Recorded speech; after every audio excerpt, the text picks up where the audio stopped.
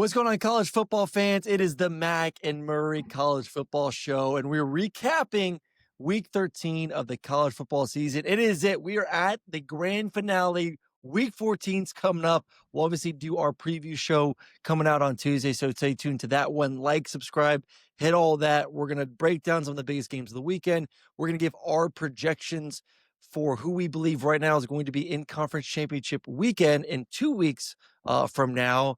Hit on some other big time news and then give our top 12 teams how we, if we were the committee, which we should be the committee, because who wants athletic directors being the committee members? Like, give it to guys that have played it at a high level and have had success, that cover the game as a job. That is our job, to cover college football. So this is how it really should be done. We'll give our top 12 at the end when it's all said and done. But as we always start our recap show, one, hello to the people, and then two, hello to you, Mac. How was your weekend covering college football? It was great, yet again, until the ball was kicked off for me and just being around chaos. I think it's honestly my fault. I mean, everywhere I go, chaos follows. And so that's on me. And hopefully, maybe, I don't know if we want that to happen this next weekend because that causes more chaos. But we'll see. Down in Georgia Tech, in your neck of the woods, down in Atlanta, and hanging out with the Jackets there, seeing those guys, super fun environment. Had a great crowd behind us. Great interviews. Had a bunch of coaches. Had Coach Lashley come on. Got to speak to James Franklin, which was super fun for the first time. And of course, had Coach Key on our show there as well. So a great day, great show. And then I look up and it's 28-0. Pittsburgh's kicking the hell out of Georgia Tech in Atlanta. What a crazy game. I know we'll talk about that more, but that was bonkers, dude, to absolutely say the least. And I don't know if it was as bonkers as your Friday night, though, with watching Harry Potter and Oh my God, I had a phenomenal weird thing. We get towards the end of the season and I'm a little bit fatigued from all the traveling, and I had the North Texas Rice game. North Texas, it looks like the team that is going to be in the playoffs. Absolutely love that team. Second opportunity to cover those guys. But Friday night, they put us a nice suite downtown Houston, nice bottle of wine. I ordered some room service, had a big bath. I ran 6 miles that morning in marathon training mode. So I decided to take a little bubble bath, put some Epsom salt in there, had my chicken piccata, had about half the bottle of red, was feeling oh so good, and I haven't slept like that in years, it felt like. I mean, I fell asleep at 8:30, woke up, I think, at 7:30 the next morning, like 11 hours of sleep. So nice. I mean, it was an incredible. I think it was the wine because my play-by-play guy, Lowell, was like, dude, I finished like half the bottle too. And I had some crazy dreams, but I slept so well. What they give y'all? They gave y'all some THC. I know, they put something special in that wine. Jeez Louise. That's good. That's good. Good. I will say, too, you talk about just having relaxing, fun times. My wife, Kaki, made the trip with me, and my brother-in-law and sister-in-law, and we had some good family time. Like, that's fun. I know you were able to sneak one of those in earlier when y'all were down in Orlando, but it is kind of fun. When you bring the fam, they kind of see behind the curtain, and you kind of have that vacay work weekend. It's pretty nice. It's pretty nice. Well, I actually got the news that I'll be covering some of those FCS playoff games. Oh, great. And I get like the semifinals, which could be in Montana or Montana State, which I heard are incredible towns, especially that time of season. So I'm like, dude, that may be a little trip Sherman and I go on. I don't know if you want to trust a plane in Montana in December. That might be a little Well, I'm going to have to go. So, like, if we go down, we go down together. Drive it out there, man. Yeah, we go down together. Let me ask you this little curveball real quick before we get into the games. You brought up James Franklin. Probably should have brought this up last week when we talked about him.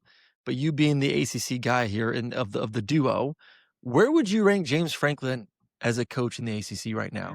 See, number one, number two, number three, top five. Gotta prove it first. But we obviously have known James Franklin as a guy that had a lot of success at Vanderbilt, built that program up, has built a very sustainable product at Penn State, a team that was a few plays away from being in the national championship, a team that was in the Big Ten championship game a year ago, winning 10 games every single year, it seemed like. Where is he? And I'm not saying like, obviously it's going to be different because he's at a program that needs to be rebuilt, but just as a head coach, where does he rank in your mind in the ACC? Yeah, I think, it's such an interesting thing because when you have a guy that's won, 2 national championships, how is he not number one? But then is he all in with this era and the different way of playing the game and all these different things? I think he's top five for sure. Yeah. Just because again, if he had a championship coming in, then it's a different story. Like you're talking about, maybe fighting for that number one spot. But I think the way that he's shown that he's going to operate in this thing, the way that he rebuilt that Penn State roster with the portal and things that they were able to really do there. I don't think there's any question that's how respected he is. Right. And again, once he puts this staff together, once we see how he attacks this portal, it might climb quickly just because Virginia Tech might be good, right away. I Yes. like that though. That's a fun thing. We might need to put out our kind of preseason coaching, maybe top fives. We don't want to hurt any feelings. Yeah. Somebody being 17th in a league somewhere. I mean, hey, motivation, Yeah, motivation. be better. Be better. Be better. Just keep recruiting, baby. Keep That's right. recruiting. That's All right. right, you brought up in Atlanta, and I think that's where I want to start, and where we should start because we have been massive fans of Georgia Tech this entire season. Yeah. We've ranked them higher than the AP. We've ranked them higher than the College Football Playoff Committee. We've loved Haynes King. We love their head coach. We love that side of the football. But we've seen some major chinks in the armor the past few weeks, especially on the defense side of the football. You give up 48 points to NC State. You go to Boston College, the worst team in the ACC, excuse me, give up 34 points and have to have a fourth quarter, march down the field to win that football game. And then, you started to see some issues with the football team. And it's kind of like, is Haynes King going to have to continue to be a Heisman type guy week in and week out? And when was he finally going to have one of those games where it was just not going to all come together? And kind of thought was like, oh, it's senior night. It's at home. Georgia Tech plays really well at home. This is not going to be that night. Right. But then it was bad mistakes, part due to the offensive line, miscommunication at times, but he made some really just bad bonehead decisions and I think that's part to what I just talked about, Emac, of feeling the weight of the team on you and knowing that you have to be Superman. You make mistakes like that because you feel like you have to. Yeah.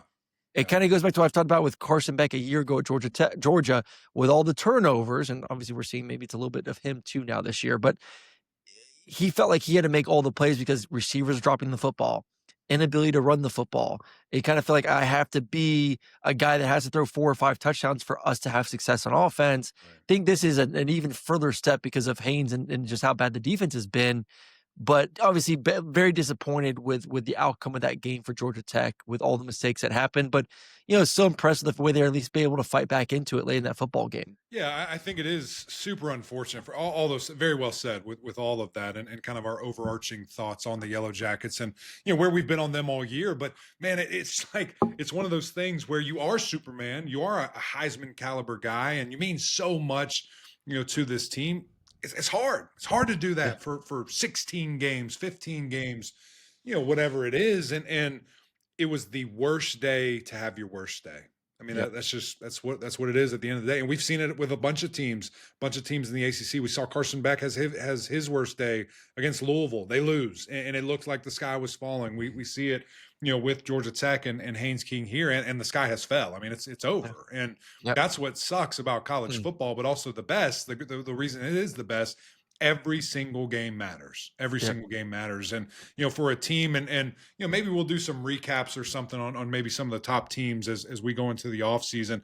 When you pull back 10,000 feet, this is an unbelievable year for Georgia Tech. And the fact that they maybe win 10 games when it's all said and done with one more next week. And of course, a bowl game opportunity. That's unbelievable. But as we sit right now, it sucks and it feels terrible. And you're like, this is brutal, at the end of the day, because not only are your ACC championship and ACC appearance gone, it's over. Like that's not happening. You're probably not getting in, not even probably, you're not getting in the college football playoff. And, things that seem like a lock are over. And that stinks. And there's a lot. But let me ask you this. Like, say they beat Georgia this weekend, who Georgia right now is a team that everyone is talking about. No one wants to play Georgia. Georgia's playing elite. Georgia's one of the best teams in the country. Say they beat Georgia and they're 10-2. Yeah. I don't think it matters. I don't think it matters. The committee already's kind of tipped their hand what they think about Georgia. Yeah, they're not impressed with them. And if Georgia Tech right now, as it sat yesterday, was top 10 or top 12, yeah, maybe. Yeah, But maybe. as it is right now, I just don't think so. And listen, credit to Pitt. Yeah, Awesome game plan. Ran the ball better than you've ever ran it all year with a freshman, coming in there. Heinzel was electric. yep. And you mentioned, Georgia Tech fighting and clawing their way back and having some opportunity. I mean, to be right there. But their Kudos to defense just they Pitt. can't tackle EMAC. Like, No, it no, they was can't. They can't. embarrassing. Yeah, it was Like, bad. I And it's think been of bad. Brent It's Key, been I bad. think of physicality, and obviously we think a lot of it because of Haynes King. Yeah. But, like, he's a very intense, hard-nosed former offensive lineman. Like, this is how I wanna build my brand at Georgia Tech, Mhm. and obviously we assume that's the brand once again because of the way Haynes King has been kind of that warrior running the football from the quarterback spot, Yeah. but that unfortunately, that toughness has not followed its way over to the defense side of the football Yeah. because you've seen it for 3 weeks now, a team that's not physical on defense and a team that just doesn't wanna tackle, especially in the secondary. Yeah. I mean, those corners half-ass trying to make plays Right. in the open field. Right. Kinda like, Which is "Oh, damn, killer. I have to make a tackle." It's like, Yeah. "Yeah, dude, we're not playing 7 on 7, like, this Right. is tackle football. You need to be able to wrap someone up," and they're just not able to do it. Yeah. No, I agree with you. And it's unfortunate because again, all those things that we say that it's kind of going away. But what I was kind of getting at, give credit to Pitt for not letting these guys back in. I mean, Oh, yeah. Georgia Tech's driving, going to cut this thing down to one, or excuse me, one touchdown lead there. And Haynes gets pressured. He's escaping, just tries to throw it up 100-yard pick six, and it's over. Like, it's just, it's good on them. So unfortunate for Georgia Tech. I think the overarching thing is you're very close, and Very they're going to close. look extremely different next year. Aaron Philo is going to come in, who is slinging that pill. That dude is a monster. But the team's got to catch up on the defensive side of the ball. You got to go get Yep. guys, or if you have them, you got to develop them in a hurry to be able to play at a high level. Well, they got things going. I think you got a great coach as long as he stays. Obviously, that's gonna be the question now of like, all these openings. Does Brett Key possibly leave his alma mater? I don't think he does. I think you Yeah. can win at Georgia Tech. He's proven that this year. Obviously, you can Well, I recruit think you in this got to pay state. him. I mean, he's. Yeah, I don't know what he's. I think he's making maybe 4-ish right now. So you've got to, Florida 6, comes calling. 7. They're paying him plus whatever, and Yep. you got to pay his staff. I mean, you got to help him. You got to help him build. You got to commit, which I think they have been doing that. But there's probably another step that needs to be taken for him to feel Well, you really would hope that confident. the excitement of these past 2 seasons Oh would yeah, get some of the right. bigger money people Well, like, hey, you know how "Hey, I Georgia Tech like a good is, football man. I mean, team." it is a academic first, no question about it. We're Yep, not putting anything in jeopardy. Institution. Now, I do think their president of the whole school he understands what a football team can do, what sports can do, yep, but it's gotta get to paper, and yep, Coach Key's got to sign that. That's kind of yes. where we've got to be.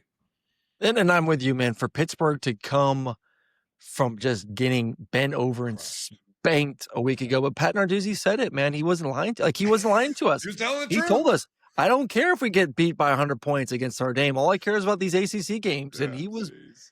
dead ass, man. They got spanked by Notre Nah. Dame, and guess what? They came and spanked Georgia Tech, especially in that first half, man. I was just like sitting there. Yeah, I'm obviously, I always pick one game to kind of have my eye yeah, on as I'm yeah, calling my game. This obviously was that game. yeah. And I'm just sitting there like, kept knocking my play-by-play guy, like, "Are you seeing Hey, this?" Like, "Oh imagine my being there in god." person, bud. It's way Yeah, worse. just like I mean, how shell-shocked was that crowd You midway know through the what's first quarter? interesting? Yeah, I mean it was weird, but I Yeah, will say that they hung in. I mean that was the best crowd I've ever seen at Georgia Tech yeah. ever. Well, they But made that it that interesting, is like, they made it to 2 scores before halftime. You're like, yeah, "Okay, we got to see yeah. another 2 Texas missed field A&M, goals. Pitt, North Carolina." missed 2 field goals, Yep, and it was juice. That when we came out, back for the second half, it was still loud and it was still packed. Like people didn't leave. So I will give credit to that fans or that fan base and those guys sticking in. It just wasn't enough. Wasn't enough. was enough. All right, let's move on to the Big Ten. Oregon takes down USC. Really entertaining football game. A lot Mhm. going on. A lot of penalties, a lot of injuries, a lot of big plays, a lot of good quarterback play. But Oregon is one of those teams right now. I think you might have said this a week ago. Is one of those teams that you just don't want to play. Dan Lanning, tremendous coach. Dante Moore, really good quarterback, and they're doing it and they're not even close to healthy. They're banged up on the offensive line. They're still banged up at the receiving position. They're still young and green in the secondary, where you saw a lot of those penalties, and you saw USC be able to exploit some of the ability to push the ball vertically down the field.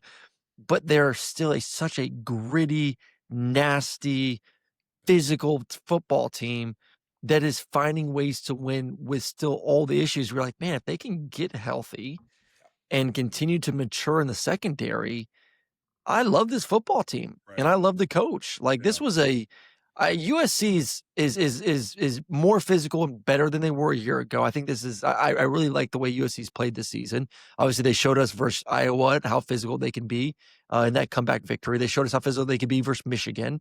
This isn't your old USC from a year or two ago. This is a good football team with a better defense and a really good quarterback and skill position guys. And Oregon did a pretty damn good job. But just so impressed with Dante Moore and freaking Kenyon Sadiq is an absolute freak at Unit. that tight end position, EMAC. Yeah, he's a weapon. There's no doubt about it. And I thought Moore did a really good job. He's a guy who he doesn't want to run, right? Like, he wants to throw the ball. He doesn't want to be touched, right? Like, but I thought he did a good job extending plays, and when he had to, keep his eyes downfield, push the ball downfield very accurately.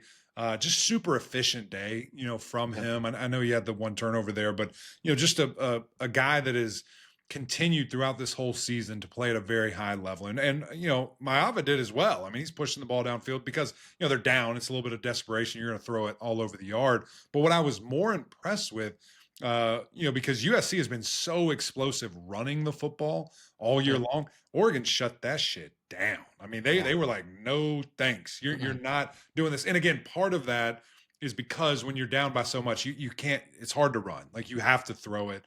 But all game, I mean, they could not get anything going. I think they had one double digit, like one 11 or 10-yard It was from rush. Maava, had one 12-yard Yeah. rush. I Like, mean, King it Miller had was, 15 carries for 30 yards. You're yeah. you're you're starting running back. Yeah. So there's not much going on there. So a really good job, by Oregon, I thought, all game. And again, kind of proving, because this is really their best test since getting whipped by, Indiana. Just schedule, it is what it is this year. And they handled business, looked really good. I expect them to maybe it's recency bias, whatever, but they might take a little bit of a step in these rankings and jump back and jump a couple people. Yeah, I would not be surprised. I mean, they're one of the best teams in America. They just had a bad night versus one of the other best teams in America in Indiana, and they got exposed a little bit. I mean, I think that for Oregon, it's like I said, can you get healthy? Which I think that's going to be better. But if they're going to win a championship, they have to continue to figure out that defense side of the football, because you're going to face teams that can throw the football and have success in the playoffs. Mhm. Obviously, you face one of them in Indiana and you're unable to win that football game in your home stadium. Imagine if Oregon has to play Ohio State, Indiana again. Obviously, Georgia's shown the ability to throw the football. Like, I mean, I can go down a whole list of teams that are going to be in the playoffs that are going to be able to win one-on-one battles on the outside. So that is still and no team, maybe a couple teams seem like they're perfect right now, Right. but every team has a flaw that's Oh, going to be sure. exploited. For me to sit back and say, like, you have an Oregon team that has one of the best quarterbacks in America, that can run the football, that have multiple playmakers on the outside, Yeah. that have a very physical defense that can stop the run. Oh yeah, but they show they're not perfect, but doesn't mean they can't win a championship. This team is plenty good enough to win a championship, no doubt about it.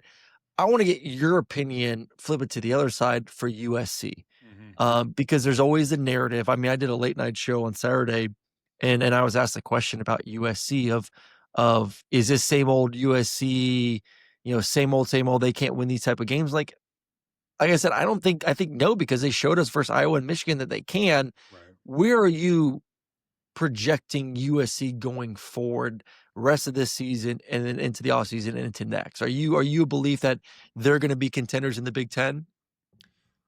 No, no. I mean, Wow. I Okay. think that they can be like the fifth best team, which maybe some years that gets you in a playoff, right? Okay. But I just think that the style of football eventually, like, I don't want to call it gimmicky because that's disrespectful. And obviously, this guy's produced, first round pick, first overall You're picks, not a fan of Lincoln Heisman's, Riley? not like over the moon. Not like over Okay. the moon about it. And I don't think that offense wins championships. I mean, at the end of the day, I think it's hard. And when the stuff like, I mean, literally, you run the ball, you can run the ball great, but when you run into a dog, you can't. And it's just, we see that more often than not in a lot of these games where this style of offense is a mainstay in. I'll say this, they're the number one currently when it comes to high school recruiting on 3. 1 5-star, 21 4-stars, 13 3-stars, 35 total commits. That's a lot of players. So God. And you're not getting 35. transfers? That's a lot of people, dude. Well, Georgia's got 31. I'm looking right now. Georgia has 2 5-stars, 21 4-stars, 8 3-stars. They're at 31. Jeez. A lot of Miami kids. has 30. A bunch of I Florida guess State has we're changing the 29. roster size though with the That's scholarship. true. Maybe that's Yeah. I didn't even think about that. New roster has 105 scholarships. So yeah. you can start loading up on these rosters. So, I mean, listen, he's recruiting at a high level. Sure. He's having some success. I think there's more buzz about who they are as a program. I think I'm a little bit more high on Lincoln Riley than you are. Like I said, I think they have. I don't think I do. They have this year improved on that physicality trait. They'll Yeah, always be I able to agree with produce that. good quarterbacks. Yeah. They'll always be able to score points. It's continue moving down that being physical in the trenches because you can't go into a game like that and only run the ball for 30 yards and think you're going to win it, especially on the road. Yeah. Yeah. Not saying No, you got to run for 150 or 200, but you can't run for 30. right. Right. A Right. little different. A little different. Yeah. All right, let's jump into the SEC as Oklahoma, Red Hot Oklahoma, hosted Missouri. And this is kind of the score that I think both you and I predicted was going to happen. We just didn't think Bo Prabula, when we did our preview show, was going to be the starting quarterback. Right. We thought it would be the backup, and the backup would throw a couple interceptions. Well, it was Bo Prabula, and he still threw a couple interceptions. So obviously was pretty hurried back from the ankle injury. Did not look his complete self. But you want to talk about shutting down the run. Ahmad Hardy ran for over 300 yards a week ago, 17 carries for 57 yards, 70 total yards rushing for 2 yards. Like, this Oklahoma defense is nasty. Is there, I mean, Emac, is there a better defense in college football right now than Oklahoma? No. Yeah. These guys are playing because they have the star power and like the crazy coordinator, head coach calling it. Like it's all mixed in, to one, and they're playing at such a high level. I mean, to hold that guy Hardy to 0 in the second half, no rushing yards in the second half, is crazy work, psychotic behavior, from these guys. And maybe the old adage holds true. Maybe defense does win championships. I know nobody wants to play these cats, and I know you certainly don't want to give this guy and Coach Venables multiple weeks to prepare for you, whatever that looks like in this first round or, whatever it might be. So they're tenacious. They get sacks. They get in the backfield. They get tackles for loss. I mean, it is aggressive. And, for a while there, you're kind of watching, you're like, what's going to happen? What's going to happen? And then bang, this 70-yard touchdown off a slant, kind of occurs. And honestly, at that point, I'm like, they're good. Like they don't need to score again. And really, they only scored a field goal after that. But like Missouri's not scoring, they're not getting, down the field on these guys at all. So I've been really, really impressed. And, John Mateer, I know it wasn't super accurate, it was under 50%, but, had a couple of big plays and he was doing it with his legs again. So it was kind of fun, little vintage, seeing it there. But when you have a defense this good, it's like, just don't make a mistake. At the end of the day, but just I think you can get away with that when you're playing Missouri at home. Sure. I'm trying to get away from this, like, hating on Oklahoma, because I do love the fact that they are winning football games. At the end of the day, that's all that matters. Yeah. Can you go out there and win the football game? It doesn't matter if you're an offensive powerhouse that can't stop or if you're a defensive powerhouse that can't score. A win is a win, no matter if it's 17-6 or 55-50. It's just, there's always a different way to win a football game. I just think, and I posted about this last week, that the offense is so bad when it comes to yards per game, pass or points per game, that it may be good enough to get you into the playoffs. You can't be that one-dimensional when there's other good defenses, right? To score. I mean, Ohio State has a elite defense, Yeah. maybe on par with Oklahoma. Yeah. We haven't really seen it yet, but it I seems like know. they're on par with Oklahoma. But their offense can score and they have playmakers. Mhm. Georgia's defense is getting significantly better. They got an offense. Indiana's got a good defense. They got an elite offense. Oregon's like, I just Yeah. you put Oklahoma against Ohio State, are they even going to score 7 points? You put Oklahoma against Georgia or Oregon or Indiana, like they're going to have to hold those teams to under 10 points to win. That's Yeah, I not think going to definitely under happen. 20. I mean, literally, it'll have to be the Alabama game. I mean, that's Yeah.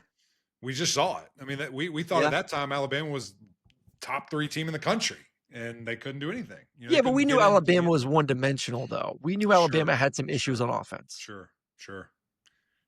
It's true. Where We'll I see. don't look at, I don't, as of right now, I don't look at, once again, I'll name the teams. Ohio State is not one No. dimensional. Oregon is not one dimensional. Georgia is not one dimensional. Indiana is not one dimensional. That is true. I mean, it offers significantly more challenging things. Yes. I don't know, man. They're good. They're good on defense. But Right. you're right. There's no They're a playoff answer. team. They are damn Yeah. good. They're one of the Yeah. best 12 teams in America. Yeah. You're right. If they let's see, they're 8 right now. They probably will not move this week. So They're going to host a playoff game. man, why not? Why not? I mean, they're a top 10 team in know. America. I just don't. I know. The deficiency is just too It is much. glaring. It is glaring. And it's just I go back and just wish and think if Mateer Let me give you these stats. If he would have just Let me give you these stats. Here we go. Here we go. Bam. like that. In the BCS era, since 1998, Whoa. all but one natty winner had a minimum of a top 30 scoring offense. That was the 2002 Ohio State, who finished 41st. Oklahoma's defense right now, before this game, 4.3 yards per play, which is the best by any SEC defense since 2021 UJ at 4.2. All these crazy stats. But then you look at the offense, you look at the teams, these elite defenses these past few years. Ohio State last year, 12th in the country with defense with points given up per game, but their offense was 14th with points scored per game. Michigan, number 1 defense in the country, but their offense was also number 14 in points per game. Georgia was number 5 defensively, but also number 5 offensively, or defensively and offensively in points. Georgia 2021, number 1 defense, but also the number 9 scoring offense. This year, Oklahoma is the 8th scoring defense in America. This was before this game, but they're the 63rd scoring offense. Yikes. So, like, That's yes, hard. I mean, defense listen, has won we've all told championships the you how past bad- 5 years, Yeah. but the offenses on those teams have also been pretty good. I agree. It's just one of those things. I keep doubting them, and they just step up to the table. They find I don't ways. think we doubted them this week, though. No, not just offensively, not as a team. Offensively, I just don't think they're ever going to be able. Because listen, Missouri's defense was great coming into this game. Yeah. And they still were great. This was the game we've expected. Low scoring, ugly, and some turnovers for Missouri. Yeah. You're right, though. When you do run into a buzzsaw of a team that can do both and has a good defense, it's just kind of like it's the quarterback situation that we talked about for these other teams. When you are said position, player, or side of the ball that carries all the weight, and that bad day happens, it's going to be a really bad day. Like that. That's just it's all going to. Because I can even think back to even like Georgia in their first national championship. The defense was horrendous versus Ohio State, but guess what? Stetson Bennett made incredible plays, and they found a way to win. Like, game was in the 40s. Yeah. And that defense was one of the best defenses I've seen the past 15, 20 years in college football. Right. And they had a really bad day, but guess what? The offense was able to step up. I don't know if this defense has a bad day against a good team, not Tennessee, who's not good defensively, but has a bad day against an Ohio State, a Georgia, an Indiana, an Oregon, if the offense is going to be able to step up and score enough points. Right. But we'll see. Maybe the defense is just that good. We don't have to worry about it. But nice win. Oklahoma now facing LSU this weekend, who LSU, my God, almost lost this weekend to Western Kentucky. Freaking Western Kentucky. So Red Blob. Welcome to the playoffs, the Oklahoma Sooners. LSU in Florida. Real quick before your next game. What a downward spiral for those two rosters with high expectations this season. They both gave up. Yeah. Even with the win, LSU's given up. Florida completely gave up this Yeah. weekend. You know what we should do to reward Florida? Let them play Florida State at home. That's what we should do. It's gonna be the worst game ever. It's gonna be such a So bad bad. game. So bad. All right, let's not talk about those just piss poor, ugly performances. All right, let's get to someone who dominated. Let's give out some roses here. Come on. Uh, Arch freaking Manning did something. I think that was a first in Texas history to It was. pass for a touchdown, Yeah. run for a touchdown, and catch a touchdown. Um, it was against Arkansas, and Arkansas is not very good. Arkansas is 2-9, 0-7 in the SEC, but who cares? We're just gaining confidence this year for Arch Manning. And you sit back and look at Arch this season right now for his first time as a starting quarterback, full-time starting quarterback in the SEC. 23 passing touchdowns, 7 interceptions, 63% completion, 2,700 yards, and he's got 7 more rushing touchdowns, so 30 total touchdowns. That's a pretty good first year with Scores. a average to below average offensive line, and I would say average to good receivers. Yeah. He's getting better. He's getting confidence. They're not going to make the playoffs. They don't deserve to make the playoffs, regardless of what happens this weekend. Yeah.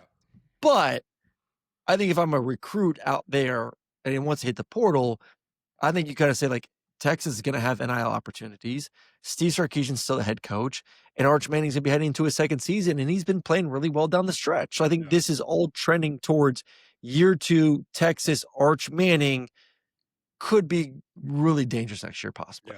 Yeah. No question. And listen, you're going from year 1 to year 2 as a starter. We typically see pretty significant jumps, from that. And listen, we all want this thing to be instantly perfect, and the name and the place and the excitement was through the roof and unwarranted just because of historically what has he done yet? You got to go prove it. You got to go out there and do it. This guy's talented is all get out. I don't think anyone has ever shied away from that, even when it wasn't going well at certain points of this season. The physical traits have always been there, and you've done plenty of tapes on this cat, why he can be and could be really, really, really good. Now, let's all let it happen, and maybe it will, because this performance right here is insane. I mean, to have 400 passing yards, 6 total touchdowns, that's freaky. It's really fun to watch. And again, I think that he is going to be electric. It's a matter of time, and how much can we give it to him? How much can he develop and be patient with himself, with knowing his family and 2 of the best quarterbacks in the history of forever, maybe 3 if you throw Gramps in there as well. Yep. They're not going to allow him to think anything but that it's all good. It's going to be fine. No, he impressed in the Georgia game, and I thought he was obviously very impressive in this game against Arkansas. So I think you said it beautifully. Like, just let him continue to develop. And this is another big moment this weekend versus an A&M defense that, they should be able to run the football and hopefully create some balance. And they're going to have to score points, obviously, because that offense can score points No doubt. for A&M. But Flowers. I like this. I like this let's deal give out some more flowers. Who else you got? Jeremiah Love. Bad boy. That dude is so good. What happened to Syracuse? I get you lose a quarterback, but my God. I think it was all maybe a planned thing there, just to continue. Like Fran Brown and Mario Cristobal were kind of going at it during their game. I think he was like, yo, I'm going to hit this guy again by letting Notre Dame look so good to keep Miami out of the play. I'm just kidding. I'm joking. They look great, though. Notre Dame was unbelievable. Jeremiah Love, are you ready for this? 8 losses. 8 carries for 171 yards, 3 touchdowns. This guy's going to be in New York. He might win it. I know it's such a quarterback award, and we love to give it to those boys. This guy is a freak, and he's one of the best players. And he's been that, right? Like, he's been all year. Season, everybody knew that, and now he's ramping it up. He is exceptional, and I've seen him in person now twice. Obviously, Miami held him in check, but that Pittsburgh game, just seeing the moves, how big. I mean, he's big too. He's a big dude. Great receiver. He's the total package. I mean, he'll be a top 10 pick and just an absolute freak. I absolutely love it for CJ Carr. 5 of 9, 49 yards and a touchdown, and you just won the game 70-7. Not bad. Not a bad day. Yeah, just nice day just to kind of relax for Notre Dame as they themselves, as we talked about Oklahoma, in the playoffs as they face Stanford, who had a big win versus Cal this weekend, but still, like, could you imagine That could be a funny thing, 10 o'clock at That night. would be wild. That would make a lot of people happy, obviously, if Notre Dame somehow stumbles, against the Cards this weekend there on the road in Stanford, so we How will about see your about that boy, one. Diego Pavia? Did he have a little bit of a game? You see Dude, any of that? Diego balled out too, like, man, I tell you what, there's gonna be and continue to be a really fascinating conversation around these teams are gonna end up 10 and 2 Mhm. because they're all really good football teams that all have a case to say that they deserve to be in the playoffs. Yeah. And I'm going to give a couple of these teams and kind of give your thoughts on them because I think one of them I want to talk about is obviously Miami at 9 and 2 has a chance to go 10 and 2. Vanderbilt 9 and 2, chance to go 10 and 2 if they beat Tennessee this weekend. Obviously, Utah's there at 9 and 2, most likely going to go 10 and 2. Like there's this clump of teams. Obviously, Alabama's 9 and 2, Notre Dame's 9 and 2, Oklahoma's 9 and 2. There's a bunch of them and not a lot separating Right. those teams right now. Maybe Oklahoma a little bit as an outlier, and obviously Alabama's had some really impressive wins too. But does Miami have a shot? I mean, I was watching the Utah game. I was like, oh my God, if Utah loses, I know. big for Miami to make at least one spot up. Because Yeah. at the end of the day, like we said it last week, they have to get somehow closer to Notre Dame Right. for the committee to put them in the same conversation Mhm. to then say, okay, head to head has to mean something. Right. But they're not going to get to that head to head conversation if Miami is 4 spots below them. Correct. So they needed Utah to win. Utah somehow finds a way to win versus Kansas State. But where are you with Miami right Mhm. now? And we'll throw in Vanderbilt too, I guess. Yeah. Well, the interesting thing with I know they're not correlated, but they kind of are. When you see it, and I know these, people in the playoff committee say we don't look at the other polls and this and that. Miami jumped Utah this week in the AP poll. They went up, Utah went down. And so that's going to be a fascinating trend, just to see if that carries any weight. And again, you're getting one step closer to Notre Dame. And I think, listen, I don't necessarily want to call it bullying, but telling people they're wrong enough does work. And they hear Right. that. And when people have been yelling and screaming about this head to head, enough prominent people, in the space, in the media, you hear it on radio, you see it on TV, like it's everywhere. People screaming and shouting that head to head is the most important thing that we have because it's competition. It's real. It's not hypothetical. We saw it. It happened. There's been a lot of that. And it's been really surprising for me to see just with Miami and Notre Dame. And really, I think the stance that I'm taking on it now, Aaron, is if you think that Notre Dame is that good, that's great and that's fine. But you also then have to elevate Miami even higher because of that. And I'm not saying necessarily rank them over them, but they have to be in. Like if you're that high on Notre Dame, you have to also be that high on Miami because they beat them. That happened. And you can say it happened any week you want, but it occurred. And so that's kind of my interesting thing. Does Miami jump someone else not named Notre Dame to get in this playoff? And do you see someone like an Alabama or a BYU or somebody else pushed out because of that? That's what I think is maybe in play here, that everyone's thinking it's Miami versus Notre Dame. I don't know if that's going to be the case. They might be linked going into this thing. Could be. Could be. It'll be an interesting conversation going forward. I just still think Miami right now at that 13, 12 spot, whatever it may be when the Yeah, committee comes out on Tuesday, still needs a lot of help because as we know, 11 and 12 will be group of 5 in ACC. right. So Champions. they Yeah, people have that to be win. number Yeah. 10. Yes. Yeah, Yes. you have to be number 10. They have to find a way to jump up 3 spots, and Right. obviously they could have done one of those if Utah would have lost this past weekend. All right, let's give there's a fun little quick prediction, and we're not gonna go into full details. We're gonna give our full breakdown that will come out on Tuesday of, kind of the X's and O's, and we'll deep dive into our thoughts of, who's going to win these big time matchups, rivalry weekend coming up this weekend to finish off the college football season. But who's going to be in the conference championship games? We'll work our way down the list. I'm gonna actually be, covering the SMU game, on the road Ooh. versus Cal, and they have an opportunity win and in to the ACC championship game. And let's start there with the ACC first. Give Yeah. you first dibs here. Who will be playing in the ACC championship game? Yeah, what a dumb question to ask because I've answered it for the past 7 weeks and it's been wrong every time I say it. A team just does not want to More capture the chaos. moment. They don't want it. They don't want it. So I guess whatever I say, take the opposite. Maybe Does I Cal don't get know. the interim bump this week versus Right, SMU? exactly. I would be depressed if that happens. Let me just tell you guys right now, as it stands, if Virginia, who is home versus Virginia Tech, which is a game they have one win in the past 20 years, crazy. If they win, they're in. But Virginia Tech very bad, but again, they get superpowers in this game. It's fascinating. And as you mentioned, SMU at Cal with a fired head coach and who knows what else. If they win, they're in. The Mustangs 2 years in a row, 2 years in the ACC, two potential ACC championship invitations there.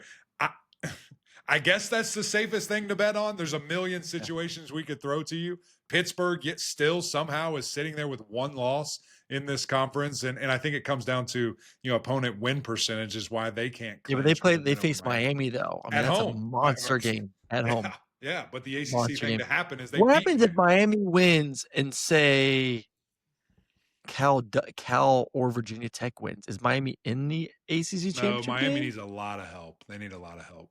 They need a lot of help. Yeah. Yeah. God, what chaos Then will ensue in the ACC. Georgia Tech, I think, would be, if both those teams lose, I think Georgia Tech and Pitt would be who is in. Which is I think there's still a way in which the ACC can get left out of the playoffs. Hey, you shut your freaking mouth. You zip it. You just worry about your dogs, okay? Are they in the SEC championship or not? That's what you don't. We don't want them to be in the SEC championship game. That's what I'm saying. We don't want them there. Could you imagine? All right, let me lay this out. Georgia Tech beats y'all. Bama loses to Auburn. Y'all lose to Texas A&M. Georgia not in the playoff. What would happen? Yeah, that would suck. You fire Kirby? Yes, get rid of Kirby at that point. Hire me. All right, let's go the American. Since I cover this conference more than you, yeah, tell me. It's going to be North Texas and Tulane. Yeah. I think Tulane plays Tulane's Charlotte. Right? They've clinched. Maybe, but they face Charlotte this week, who Charlotte is god awful. Yeah. So yes, essentially they have clinched regardless. North Texas a little bit more Temple, not a bad football team, 5-6. They're trying to fight to make a bowl game. I just love North Texas, that offense. Messamaker, the running back, Hawkins. I mean, oh my God. Messamaker is going to break Jameis Winston's freshman record for most passing yards in a season. Wow. That's freaky. Crazy. As long as he stays healthy. Where does he end up next year, you think? Wherever his head coach ends up. Let me just tell you. It's dude, you hire Chad Morris, you get a freshman quarterback in Messamaker, and you get Hawkins, a running back too, who has run for over 1,000 yards and 19 touchdowns. The running back has had 12 touchdowns in the last 3 games. So you get 3 of those guys. Package deal. Wrap them up. That is going to be your American conference championship. Let's go to the Big 12 now. We're going right down the list here. And Big 12 seems a little bit more clear to Texas Tech, BYU. BYU faces UCF, who's not been very good this season. And then Texas Tech faces West Virginia. So 2 should be wins. Right. Do we anticipate both those teams to win and be in the Big 12 championship game? Yeah, I think so. And they're playing really, really well. I think the question becomes, is a team that is, again, in that 10-2 range, or maybe it would actually be 11-2, BYU, who loses, to a Texas Tech. If that happens again, and they're out, I guess, how brutal is that for them? But I do think that's kind of the, that's the grouping we'll see there. Big Ten gets a little weird, though. Big Ten gets a little strange. Big Ten's weird because we all think it's Ohio State and Indiana, and it looks like Indiana probably should take it. By the way, like, it's weird we're bringing this up, but the reason we're bringing it up is Ohio State has not beat Michigan since 5 years. You and I were playing almost. Yeah, not quite that long. And it's at Michigan, and Michigan 7-1. So Michigan 7-1, Oregon 7-1. Ohio State 8-0, and Indiana 8-0. Indiana faces Purdue Friday night, probably win that football game. I think all eyes will be on that big noon kickoff Fox, Ohio State, Michigan, because of the fact that Ohio State has not been able to beat Michigan in quite some time. If Ohio State loses and Oregon beats Washington, which that's going to be a tough game. It's at Washington. Washington's a good football team. But if Oregon wins and Michigan wins, Oregon will be in to face Indiana. Even though they're tied. Yes. if Michigan wins and Washington wins, then Michigan will Yeah. face Indiana. Obviously, if Ohio State wins, Indiana wins, Ohio State will face Indiana. So a lot riding on that game, noon game there in Ann Arbor as Michigan wants to continue to extend that winning streak. Like I said, we will break that game down on our Tuesday show. But I just think Ohio State's just too good this year. Michigan, young quarterback. Maybe. I I think it'll mean, be too listen, much. I was talking to my dad about this, man, earlier today. I mean, they haven't played anybody. I know. Anybody. So are you thinking right? Who are you picking? We have to pick right now. No, I'm gonna it'll pick the be favorites. I think it'll be Indiana, Ohio State, but it's just like it's going to be the craziest thing. Like, does Ohio State just blow out everybody like the whole year, or Could do we be. see them like struggle and maybe lose the Big Ten and then you're just out? You know, for you get in the playoff and it's one and done. I mean, how crazy would that possibly be? Yeah. And I'm overlooking Michigan here. They ain't beat them boys. I mean, it's not just a gimme. No, But it's a mental thing. We've it's seen it with crazy. Georgia and Yeah. Alabama. Yeah, We've seen it with Texas and Georgia. sure.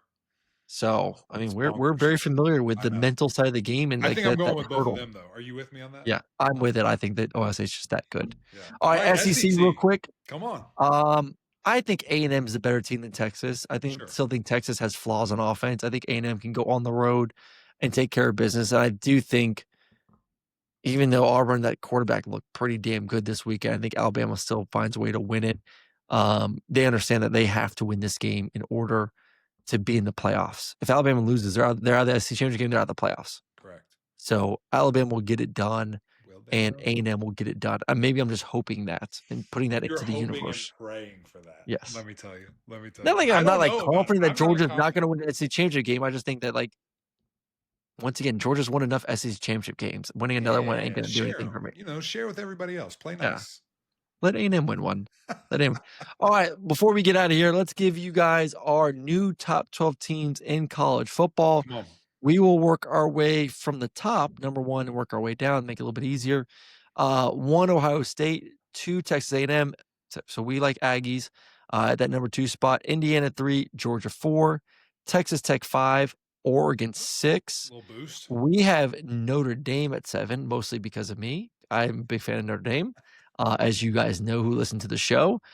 So I've been kind of just poking it. But listen, 70 points and 70 points. Bring 'em up. Ole Miss there at the number 8 spot.